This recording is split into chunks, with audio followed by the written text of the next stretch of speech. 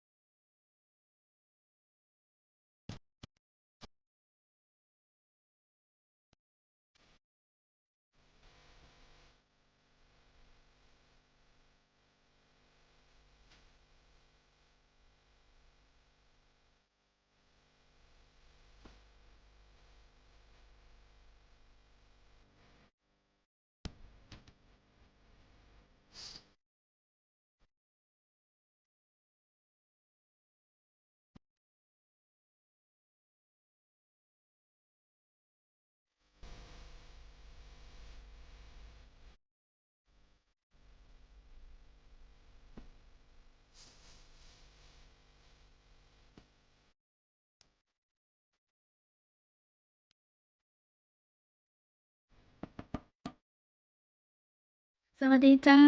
ซื้อสินเทียนล้านนามาแล้วเจ้าบ่าย2 โมงมาตรงเวลาถึงแม้ว่าตอนนี้บ่าย2:15นะเจ้าก็ถือว่าตรงเวลานะจบข่าวต้นชั่วโมงแล้วปุ๊บก็รายการซื้อสินเทียนล้านนาพอดีเลยเนาะใครอยู่ที่ไหนตั้งใดขอให้มีความสุขเจ้าสุขกายสุขใจนะสุขไอ้อย่างตึ้งบ่เต้าสุขตีได้ฟังสื่อสินทินและนาอีดู เข้าข้างตัวเก่า สุขกายสุขใจสุขใดบ่มีไหนเต้าก็คือสุขภาพดีนะสุขภาพดีแบบ100%บ่เจ็บบ่ป่วยบ่ไข้เนาะอันนั้นนะยอดปรารถนาของใครหลายๆคนนะบอกว่าบ่รวยบ่เป็นหยังนะขอให้มีสุขภาพกายสุขภาพใจสมบูรณ์แข็งแรงนะอีน่ะได้ฟังสื่อสินมวนๆเฮียได้ฟังน้องแอลอู้ข่าวสารส่งความห่วงใยช่วงบ่าย2จะอี้นะตึ้งบักให้หลับนะอย่างเขาก็เป็นช่วงที่กำลังกินข้าวอยู่ข้าวตอนนะโอ้ยอย่ามากินข้าวควายแต่ควายว่าหมายถึงว่ากลัวโรคกระเพาะจะถามหานะเจ้าถ้ากินจะอี้นะก็กินข้าวบ่ายโมงแอลกับบอมาเตี้ยต้องรอบ่าย2นะถึงจะกินข้าวลำน้ำลง ขนาดนั้นนะเจ้าขอบคุณจัดนักนะบทเพลงที่โจไปคือถอดใจวางไฮเวย์ก็คือถอดใจวางไว้ที่ไฮเวย์น่ะเนาะ เป็นบทเพลงที่บอกเคยเปิดวันนี้เปิดเป็นวันแรกนะถอดใจวางไฮเวย์อีนะเป็นศิลปินคนเมืองนี่ละที่ขับฮ้องนี่นะ บางคนบอกว่าอู้ห่วงน้องนะห่วงน้องห่วงนุ่งอู้ยจะกินจะครบไอ้อย่างนี้พอตัวเก่านี่บ่ได้กินมาเป็นหยังน้องนุ่งนี่จะต้องแบบว่า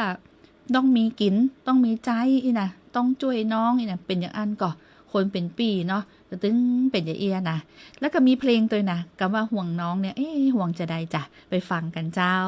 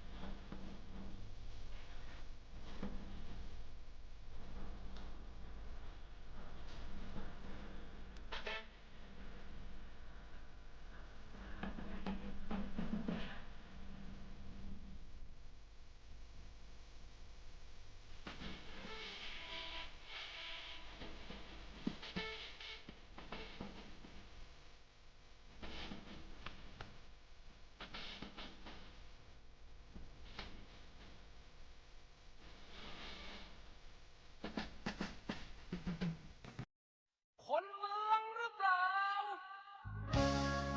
ถ้าเป็นคนเมืองแล้วบอกอู้กับเมือง แล้วจะฮื้อไผมาอู้ สื่อสินพินล้านนาสัพเพเหระม่วนงานสรรเล่ากับแอวชุติการเหล่าใช้ สวทลำปาง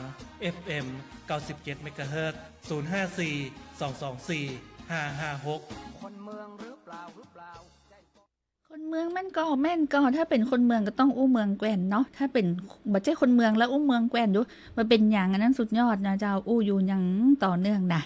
ก่อนที่เราจะไปฟังเพลงม่วนๆกันต่อหรือว่าไปฟังสถานการณ์น้ำตาอย่างนี้นะมาติดตามข่าวสารการแจ้งเตือนภัยต่างๆเนาะฝนฟ้าอากาศวันนี้กันพ่องเนาะมาที่อุตุนิยมวิทยาเป็นรายงานนะเจ้ารายงานสถานการณ์ฝนฟ้าอากาศเป็นจะได้บ้องเผื่อว่าคุณผู้ฟังเนาะออกนอกตัวอาคารออกบ้านไปที่ไหนตั้งใดจะฟังปิ๊กบ้าน อย่างอันเลยกะเนาะจะได้ฟังปิ๊กบ้านนะเจ้าเพราะอย่างฝนฟ้าจะตกลงมาบ่ได้เตรียมครัวบ่ได้เตรียมจ้องบ่ได้เตรียมอย่างไปสักอย่างนะน้องแอลนะวันนี้นะเจ้าประกาศจากกรมอุตุนิยมวิทยาเรื่องของพายุจื่อนี่นะพายุนี่นะแต่ละจื่อเนาะดีนะบ่ชื่อว่าพายุแอลเนาะ พายุอันอย่างตึงบ่เต้าพายุแอลซากอย่างละเอโดถ้าจื่อพายุถ้าจื่อของแอลไปเป็นพายุเนาะ พายุยางิ ฉบับที่7นะเจ้าแล้วก็พยากรณ์อากาศประจำวันพฤหัสบดีที่5วันนี้พยากรณ์อากาศ24ชั่วโมงตั้งหน้ากรมอุตุนิยมวิทยาเปิ้นก่อรายงานว่าภาคเหนือภาคตะวันออกเฉียงเหนือภาคกลางแล้วก็ภาคตะวันออก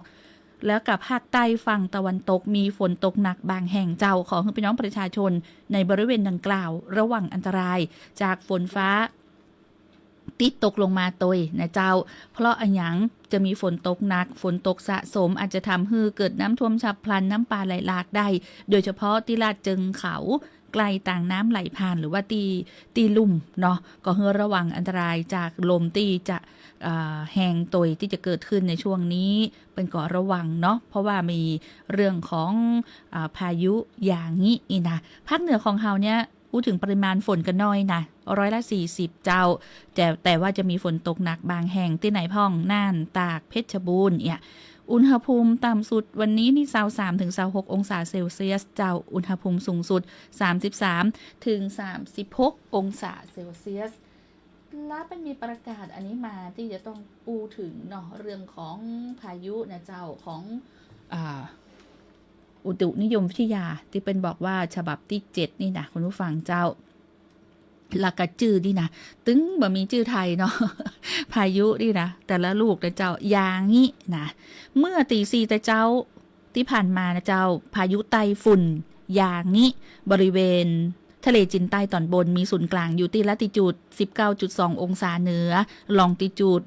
116.0 องศาตะวันออกมีความโวยลมสูงสุดไกลศูนย์กลางประมาณ185กิโลเมตรต่อชั่วโมงพายุนี้กำลังเคลื่อนตัวทางทิศตะวันตกอย่างจ้าเจ้าคาดว่าในช่วงวันที่6ถึง7กันยายน2567ก็จะเคลื่อนผ่านเกาะไหหลำประเทศจีนแล้วก็ขึ้นฝั่งบริเวณประเทศเวียดนามตอนบนหลังจากนั้นก็จะอ่อนกำลังลงตามลำดับเจ้าลักษณะจะเจ้าคุณผู้ฟังจะทำให้ภาคเหนือของเฮาเจ้าแล้วก็ภาคตะวันออกเฉียงเหนือตอนบนมีฝนตกหนักมีลมกระโชกแรงบางแห่งในช่วงวันที่7ถึง8กันยายนนี้ในช่วงวันที่5ถึง6กันยายนนี้นะเจ้ามรสุมตะวันตกเฉียงใต้กำลังค่อนข้างแรงพัดปกคลุมทะเลอันดามันภาคใต้และก็อ่าวไทยลักษณะก็จะทำให้ประเทศไทยมีฝนตกหนักบางแห่งโดยมีฝนตกหนักบางพื้นที่ในภาคตะวันออกภาคใต้ฝั่งตะวันตกก็ขอให้พี่น้องประชาชนบริเวณดังกล่าวเนี่ยระวังอันตรายจากฝนฟ้าที่ตกหนักหรือว่าฝนที่ตกสะสมซึ่งอาจจะทำให้เกิดน้ำท่วมฉับพลันน้ำป่าไหลหลากโดยเฉพาะพื้นที่ลาดเชิงเขาไกลต่างน้ำไหลผ่านหรือว่าพื้นที่ลุ่มเนาะส่วนคลื่นลมบริเวณทะเลอันดามันและก็อ่าวไทยตอนบนมีกำลังค่อนข้างแรงคือว่ามีคลื่นสูง 2-3 เมตรเจ้าส่วนฝนฟ้าคะนองบริเวณที่มีฝนฟ้าคะนองสูงเนี่ยก็จะมีคลื่นสูงนักกว่า3เมตรส่วนอ่าวไทยตอนล่างเนี่ยมีคลื่นสูง 1-2 เมตรเจ้าในส่วนของห่างฝั่งหรือบริเวณที่มีฝนฟ้าคะนองคลื่นสูงนักกว่า2เมตรก็ขอให้พี่น้องชาวเรือบริเวณดังกล่าวเดินเรือด้วยความระมัดระวังและก็หลีกเลี่ยงการเดินเรือในบริเวณที่มีฝนฟ้าคะนองเอาไว้โดยสำหรับเรือน้อยเนี่ยก็ควรงดออกจากฝั่งในช่วงวันที่ช่วงวันนี้ถึงวันที่8กันยายนนี้ไว้ตุยเนาะก็ติดตามข่าวสารจากกรมอุตุนิยมวิทยาเนาะสอบถามได้1182ตลอด24ชั่วโมงหรือว่าดูเว็บไซต์ tmd.go.th ก็ได้อันนี้เป็นเรื่องของการประกาศเตือนเรื่องของพายุอย่างงี้ฉบับที่7นะเจ้าของต่างอุตุนิยมวิทยาลงวันที่5เมื่อเวลา 11 โมงที่บ่จ่ายเจ้าสุมาเจ้าประกาศนะวันที่5กันยายนลงเวลา 5 นาฬิกาที่ผ่านมาแต่เจ้าอันนี้คือฉบับที่7เนาะเดี๋ยวถ้ามีฉบับต่อไปก็จะนำมาอู้เอิ้นและก็เตือนกันเนาะในช่วงนี้กลัวว่าฝนฟ้าตกลงมาคนที่กลัวน้ำท่วมอันอย่างเงี้ยก็ตึงรอฟังเนาะอันนี้ก็เป็นพยากรณ์อากาศประจำวันนี้เจ้าเผื่อว่าคุณผู้ฟังแฟนรายการจะได้เตรียมตัวจะออกนอกบ้านจะไปไหนตั้งใดช่วงนี้ก็ติดไม้ติดมือเรื่องของจองกะเนาะจองอัมเบลราหรือว่าล่มนี่นะหรือว่าเสื้อกันฝนนี่ก็ต้องมีตัวเนาะอันนี้ฝากไว้ตัวว่าถ้าเกิดว่าไปโดนฟ้าโดนฝนมาก็จะเกิดอย่างก็จะเกิดโรคภัยไข้เจ็บเนี่ยกันเนาะเจ้าวันนี้เป็นวันไอหยางฮุกก็บางคนบอกว่าตอบอย่างเร็วเลย ตอบอย่างเร็วกับวันนี้กับวันพัดคือน้องแอลนะวันพัดหรือว่าวันพฤหัสบดีอีนะวันนี้เป็นวันการกุศลสากลเจ้า5 กันยายนเนาะการกุศลภัยที่ยังไม่ได้มีส่วนร่วมเป็นบอกว่าบาทหนึ่งก็เป็นบุญนะหรือว่าจะออมบุญจะได้ก็ได้นะจะด้วยแหงกายก็ได้เนาะด้วยแหงใจก็ได้บางคนบ่มีสตางค์ก็หอมด้วยใจหอมด้วยแหงไปเนาะก็ออมไปนะจ๊ะเรื่องของการกุศลเนาะวันการกุศลสากลเนอแล้วก็อู้ถึงอย่างช่วงนี้นะตะกี้อูแล้วอูแหมกำเตอะเรื่องของฮือระวังพายุอย่างนี้อีนะที่ไหนห้องล่ะภาคเหนือของเขาก็จะมีตังน่านตังพะเยาเจียงไฮ้เนี่ยก็ต้องระวังไว้ตัวเนาะเรื่องของน้ำไหลหลากหรืออย่างตังใดเนี่ยช่วง7 ถึง 10 กันยายนนี้เนอะเพราะอย่างพายุอย่างนี้เนี่ยกำลังก่อตัวและคาดว่าจะมีเป็นเพราะว่ากำลังเป็นเพราะว่าพายุที่ก่อตัวจะมีกำลังแห้งเป็นพายุไต้ฝุ่นเมื่อเคลื่อนตัวอยู่ในทะเลจีนใต้นะเป็นก็ว่าจะเนาะก็จะได้ก็คือติดตามข่าวสารจากส่วนราชการหรือว่าจากกรมอุตุนิยมวิทยาที่เป็นจะออกประกาศเนาะในแต่ละช่วงเจ้าช่วงนี้นอกเหนือจากพายุแล้วที่เราต้องระวังเนาะเรื่องของสถานการณ์น้ำตาเดี๋ยวเรามาอัปเดตในช่วงต่อไปเนาะว่าบ้านเฮาเนี่ยเขื่อนขนาดใหญ่ขนาดกลางขนาดน้อยยังสามารถรองรับน้ำได้อยู่กอหรือว่าต้องมีการเร่งระบายน้ำจะได้พ่องก่ออินะเจ้าในช่วงนี้นี่นะภัยที่อยู่หิม2 แม่น้ำวังเดียวติดตามสถานการณ์น้ำตาในพื้นที่จังหวัดลำปางบ้านเฮาเจ้า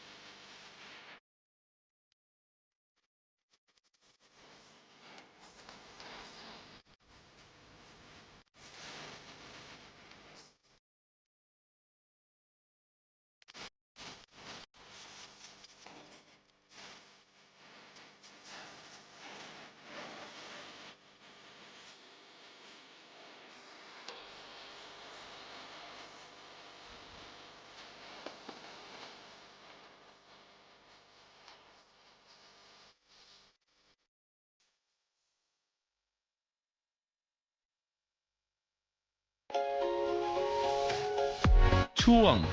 ข่าวสารชลประทาน ช่วงข่าวสารชลประทานเฮามาติดตามในเจ้าเรื่องของสถานการณ์น้ำตาในพื้นที่บ้านเฮาเนาะว่าปริมาณน้ำนักน้อยมอกใดฝนตกมอกอีเขื่อนอะไรอย่างต่างๆนี่จะเป็นจะได้พ่องจ้าฮับน้ำใดก่ออีน่ะเจ้าต่างโครงการชลประทานลำปางรายงานสถานการณ์ประจำวันที่5กันยายน 2567 นะเจ้าสถานการณ์น้ำในเขตจังหวัดลำปางอ่างเก็บน้ำขนาดใหญ่ขนาดกลางขนาดน้อย87แห่งตอนนี้มีความจุนะเจ้าณปัจจุบันนี้คิดเป็นร้อยละ 72.01 โอ้นักอะละนะเจ้าแล้วก็เป็นปริมาณน้ำที่นำมาใช้การได้ร้อยละ 66.03 เนาะแยกเป็นเขื่อนกิวลมน้ำที่นำมาใช้การได้ของเขื่อนกิวลมเนี่ยร้อยละ 60.86 แล้วเขื่อนกิวคอหมาร้อยละ 79.74 นี่นะน้ำที่นำมาใช้การได้เนาะส่วนปริมาณน้ำในอ่างเก็บน้ำขนาดกลาง31แห่งน้ำที่นำมาใช้การได้คิดเป็นร้อยละ 56.15 แล้วก็ปริมาณน้ำในอ่างเก็บน้ำขนาดน้อยพระราชดำริ54แห่งตอนนี้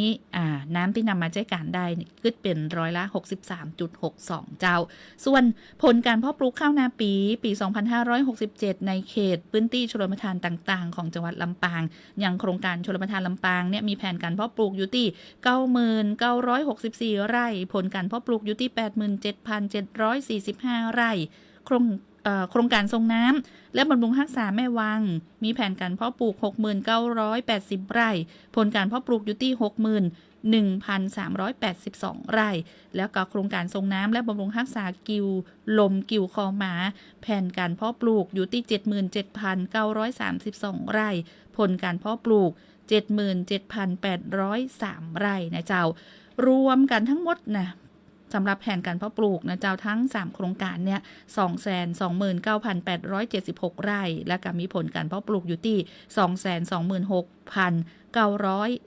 226,930 ไร่นะเจ้าสำนักงานชลประทานที่2มีแผนการเตรียมความพร้อมในการใช้เครื่องจักรกรณีช่วยเหลือผู้ประสบภัยพิบัติในพื้นที่จังหวัดลำปางเจ้ามีมาตรการเตรียมความพร้อมแนวทางการช่วยเหลือติดตามวิเคราะห์สถานการณ์โดยศูนย์ปฏิบัติการน้ำอัจฉริยะนะเจ้าสายด่วนเรื่องน้ำเนาะ1460เจ้าติดตามข่าวสารชลประทานได้ใหม่ทางสถานีวิทยุกระจายเสียงแห่งประเทศไทยจังหวัดลำปาง FM 97 เมกะเฮิรตซ์ คุณผู้ฟังกำลังติดตามรับฟังสื่อศิลป์ถิ่นล้านนานะมีคนกดใจฮือเตนเนอร์ขอบคุณเจ้าครูนุ้ยเครือวานสุวรรณนะอันนี้เจ้าหมูเนาะอันนี้คุณครูอยู่ที่ไหนจ้าเนาะเอิ้นมาแล้วก็เข้ามากดไลค์กดเลิฟฮือนะพี่ติ๋วนะเจ้าคุณติ๋วภาวนานะเจ้าดีเจน้อยอีนะดีเจน้อยสวัสดีเจ้าแม่น้อมฟูปิงนะคุณสง่าลุ่มน้ำวังขอบคุณจัดนักนะเจ้าอยู่ที่ไหนก็ฟังได้นอกจากว่าสัญญาณเน็ตบะมีต้องอันนะแม่ออนจอกดีมีความสุขสวัสดีเจ้านะหลายคนที่เข้ามานะแล้วก็พรวสา สวัสดีค่ะป้าแอลสวัสดีเจ้าวันนี้บ่มีเฮียนเนาะ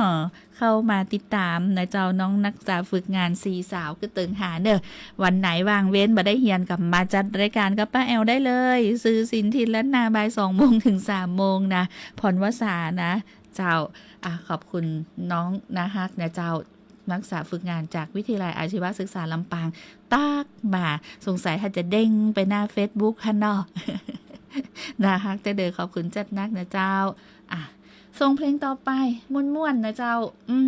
เพราะว่าบ่าย 2เนี่ยนี่อย่างเป็นเพลงจังหวะโวยๆก็คือคุณผู้ฟังได้ปลักเต้นอยู่ปื้นกันล่างนะคะหรือว่าปลักเต้นอยู่ในบ้านก็ได้เนี่ยการไปกับลักเต้นไปตัวเนาะจะได้อย่างหนังต้องตึงหนังตาย่อนอีนะก็ช่วยได้อยู่นะบทเพลงที่เขาจะอย่างก็ยกย้ายอีเนาะ แค่ขยับคือการออกกำลังกายก็มาแม่นเนอะจะต้องผู้ใด 30 นาทีขึ้นไปหรือว่าลดลงมาแถม25 นาทีขึ้นไปโอ้45 นาทีแล้วแต่ แล้วแต่ขอฮือออกกันแล้วกันอีนะวัดใจกันมาเลยแรงนี้หู้เรื่องต้องออกกำลังกายเพราะยังมันมีที่มาที่ไปอะค่ะคุณผู้ฟังเจ้าพอเฮาร่างกายเฮาเคยออกกำลังกายแล้วก็บ่ออกกำลังกายยุดออกกำลังกายไปอีนะป้าโทสปาสเปดเนอะโรคขึ้นมาสปาสเปดสปาสเปดแปลว่าอันอย่างเยอะแยะมากมายเจ้า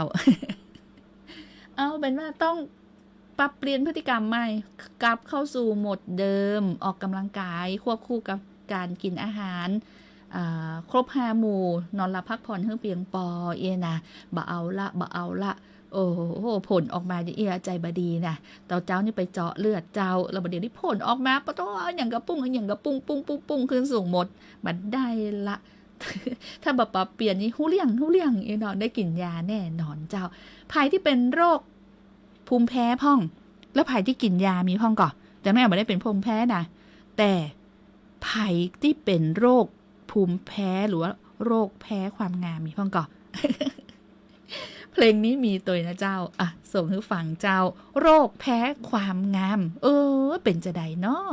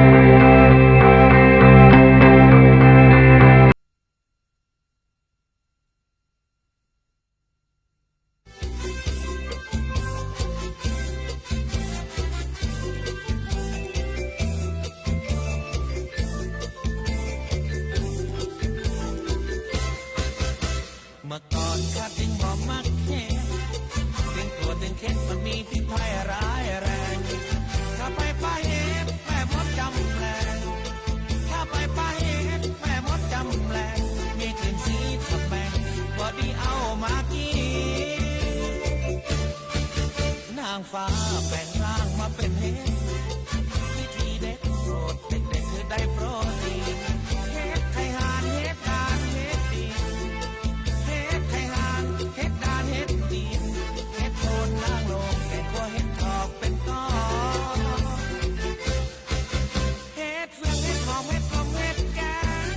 เลือดปูแสนของมือปลาไม่ยองเข็มทองเห็ดลิ้นจือมันเน็ดต้องลิ้นต้องมันเน็ตต้องลิ้นต้องลองรับกินต้องอาหารที่ว่าจิตบอกไว้พิสูจน์เท็ดเบื่อเท็ดเบาปัญญาได้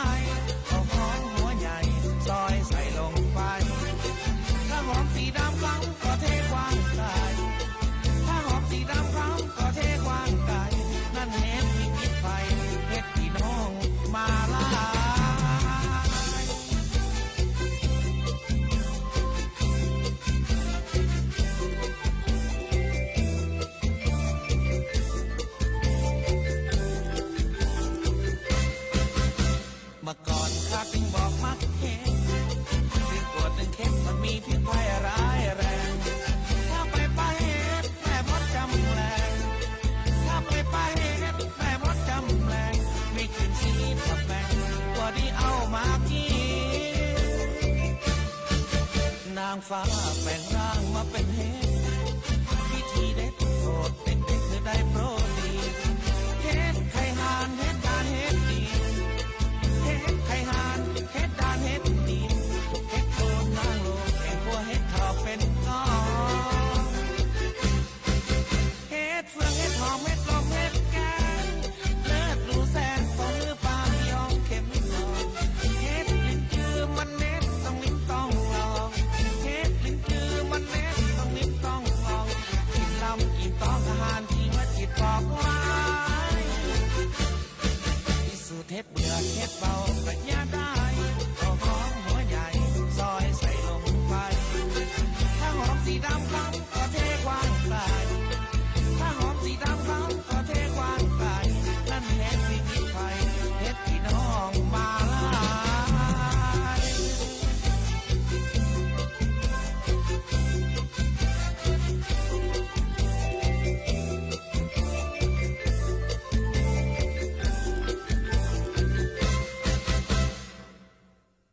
ไผมักเฮ็ดอันยังพ่องน้องแอวมักกู้เฮ็ดนะ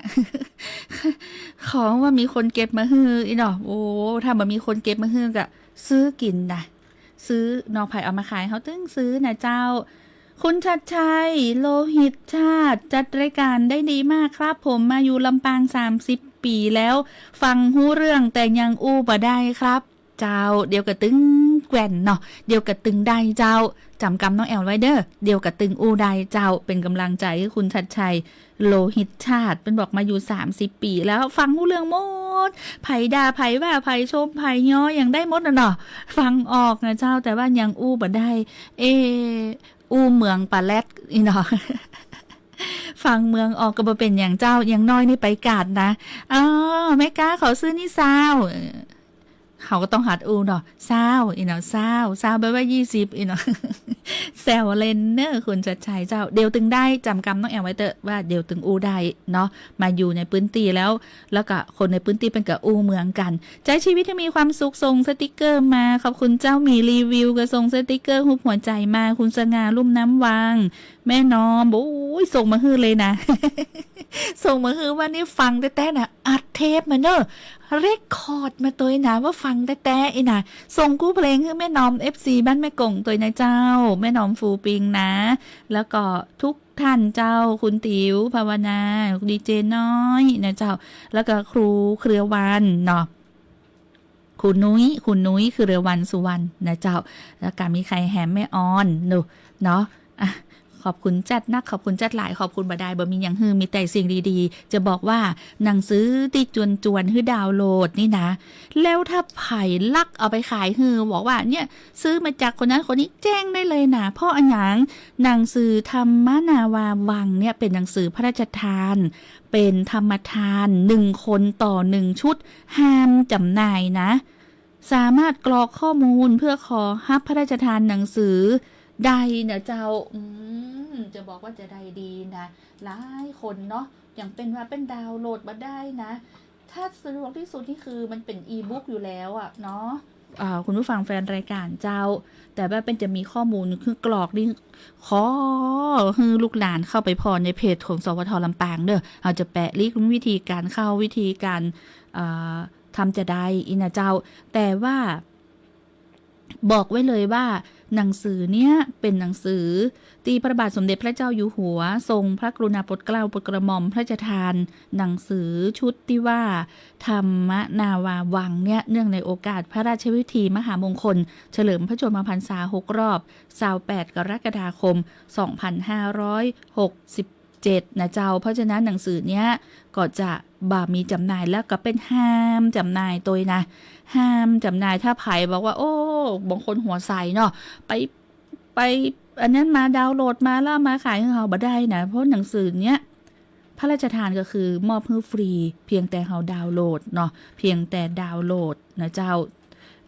ที่เว็บไซต์ธรรมนาวา .net/ebook เนาะใครที่ดาวน์โหลดได้นะใครที่มีลูกหลานก็ขอให้ลูกหลานดาวน์โหลดมาจะได้อ่านเนาะคนที่ใช้สมาร์ทโฟนได้นะเจ้าแต่ว่าคนที่ใช้สมาร์ทโฟนมาได้ดูจะเนี้ยจะได้น้องแอลนะเพราะว่าหนังสือนี้คืออยากจะให้มีไว้ให้ได้อ่านกู้คนอ่านได้กู้เพศกู้วัยบ่มีชนชั้นบ่มีวันณะนะ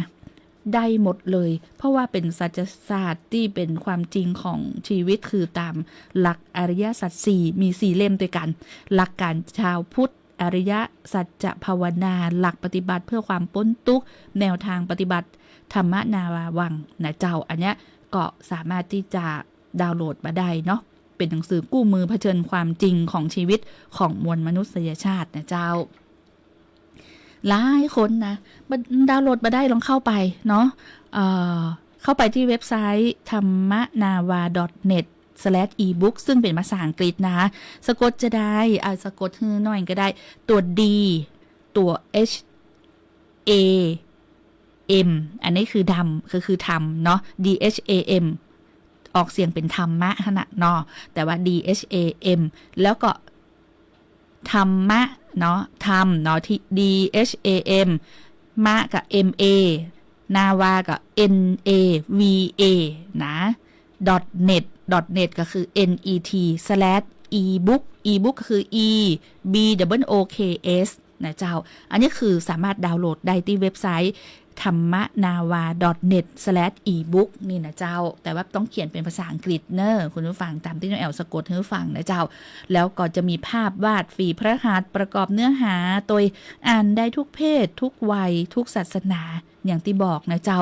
แก้ปัญหาในชีวิตประจำวันจนถึงดับภพดับชาติเข้าสู่มรรคผลนิพพานเรียบเรียงเป็นกระบวนการเปลี่ยนเรื่องยากขึ้นเป็นเรื่องง่ายพร้อมภาพวาดฝีพระหัตถ์ประกอบเนื้อหาตัวเนาะอันเนี้ยห้ามจำหน่ายนะเป็นบอกเลยนะเจ้าหนังสือเนี้ยเป็นหนังสือพระราชทานห้ามจำหน่ายเด็ดขาดนะเจ้าถ้าใครจำหน่ายนี่มีความผิดเนอะอันนี้เป็นบอกเลยห้ามจำหน่ายนะอันนี้ก็บอกเอินไว้ก่อนนะเจ้าสื่อสินคินล้านนาคนเมืองอู้ข่าวสวท.ลำปาง FM 97 เมกะเฮิรตซ์เจ้าแหมเรื่องหนึ่งที่จะต้องเตือนภัยพิจฉาชีพอุ้ยนักขนาดเลยนะเนาะโอ้อย่ามามันทำ อย่างมามันทำในสิ่งที่มันน่าทำเนาะจ้องตังทำมาหากินอย่างอื่นเปิดเลอะเปิดเต๋อเนี่ยอย่างจะต้องไปเป็นพิจฉาชีพตัวเอาความเก่งของตัวเก่าไปใช้อย่างอื่นดีกว่าเนาะจริงๆมิจฉาชีพนี่เก่งนะเก่งที่จะใช้ในโซเชียลเก่งที่จะใช้เครื่องมือกู้อย่างเลยที่เป็นการออนไลน์เนี่ยถ้าคนธรรมดาเนี่ยกับบัจเจย่าได้อะมันก่อนบางคนยังจะเข้า Facebook จะเข้าอย่างนี้ก็ยังลำบากเลยอันนี้อย่างออนไลน์อันเนี้ยเราต้องป้องกันตัวเรานะเจ้าป้องกันไว้ก่อนนะคุณผู้ฟังเจ้าเรื่องของมิจฉาชีพออนไลน์บดีไปหลงกดลิงก์ไปอย่างบัดได้เด็ดขาดต้องมีสติเนาะต้องมีสตินะเจ้าในเรื่องของภัยต่างๆที่มาทางออนไลน์เจ้าเนาะบางคนนี่ก็เสพติดออนไลน์แต่เราต้องใช้เครื่องมือเนี้ยในเรื่องของโซเชียลต่างๆหรือว่าออนไลน์ต่างๆเนี่ยให้เป็นประโยชน์นะเจ้าให้เป็นประโยชน์บดีใจเพื่ออันอย่างมันเป็นดาบสองคมดูเนาะถ้าเราอุบดีไป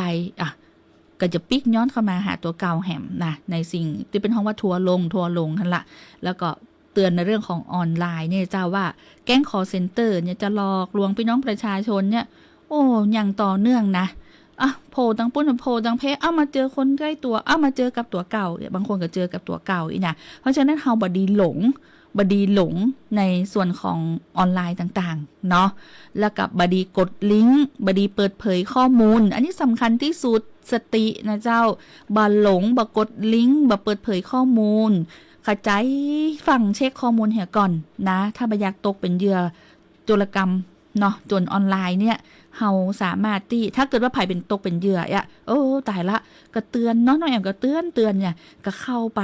แจ้งความได้เลยนะแจ้งความที่ thaipoliceonline.go.th หากมีข้อสงสัยปรึกษาสายด่วน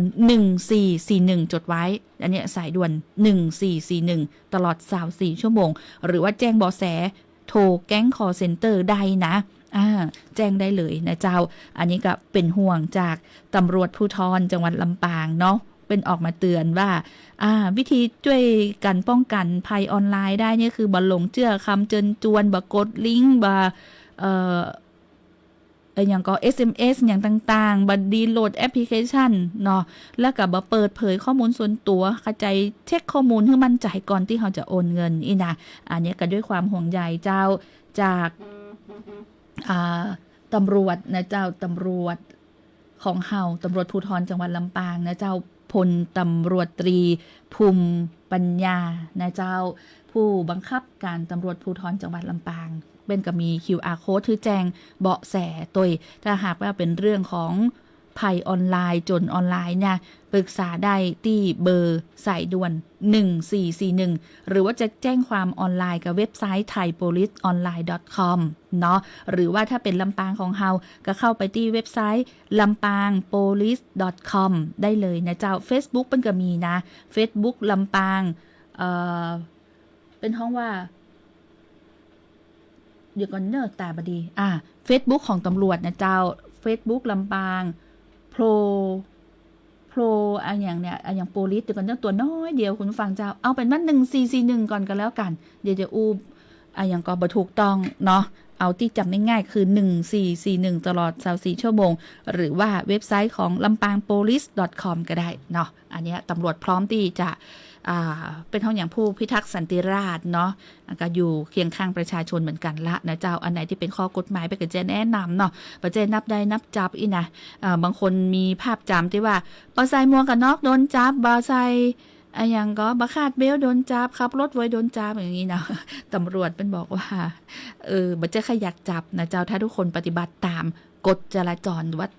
ปฏิบัติตามพรบเนาะการใจรถใจถนนนะเจ้าบ่มีใครอยากจับอยากปรับอีเนาะแต่ที่แน่ๆบ่ฮู้นะที่เป็นจับที่ปรับเนี่ยส่วนใหญ่แล้วจะทำผิดนะมันก็คนที่บ่ทำผิดนี่ก็บ่มีใครจับเนาะอันนี้ก็ต้องระวังตัวในเรื่องของการทำผิดพรบคอมพิวเตอร์นี่ก็สำคัญเนอะในยุคที่โซเชียลหรือว่าในยุคออนไลน์จะนะเจ้าก็จะมีพรบคอมพิวเตอร์ที่ควบคุมอยู่เพราะฉะนั้นใครที่เป็นนักเลงคีย์บอร์ดหรือว่าอย่างโพสต์ไปอันนี้อันนั้นอันนี้นะไปได้นับโพสต์นะคือมีสติกึดดีๆก่อนโพสต์เนี่ยเตือนนะเจ้ากลัวว่าจะโดนเรื่องของพรบคอมพิวเตอร์โดยบ่ฮู้ตัวเนาะวันนี้สื่อสินทินล้านนาเจ้าต้องนำรายการจากลาคุณผู้ฟังแต่เพียงตัววันพุธมาติดตามกันแฮมไมเนอร์บ่าย 2 โมงจะนะเจ้าวันนี้ลาไปก่อนสวัสดีเจ้าคนเมืองหรือเปล่า ถ้าเป็นคนเมืองแล้วบ่อู้กับเมืองแล้วจะฮื้อไผมาอู้สื่อสินทินล้านนาสัพเพเหระม่วนงานสรรเล่ากับแหวชุติการเหล่าชัยสวทลำปาง FM 97 MHz 054 224 556คนเมืองหรือเปล่า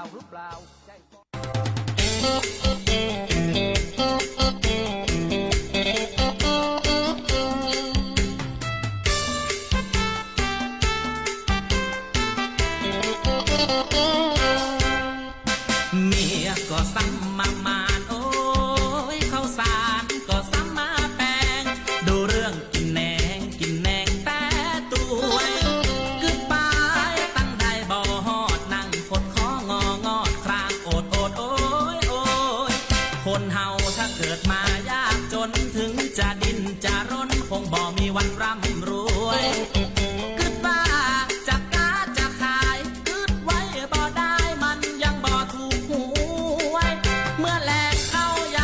มีแจ้โอ้ยแย่แสนแย่เมียก็ซ้ำมาตัวนึกไปมันก่อนหน้าอันนานึกไปมันก่อนหน้าอันนาเกิดมาตึงจ้าเท่านี้มันยังมาสวยเมียก็ซ้ำมาโอ้ยข้าวสารก็ซ้ำมาแปลงดูเรื่องกินแหนงแต่ตัวกึดไปตั้งได้บ่ฮอดนั่งฟดบางคนมีรถยนต์รถเก๋งเฮาใหญ่ว่าเจ๊งได้แต่นั่งงวยเข้าไปค้าขายยังถึงได้มีสตางค์จนปอร่ำปอรวย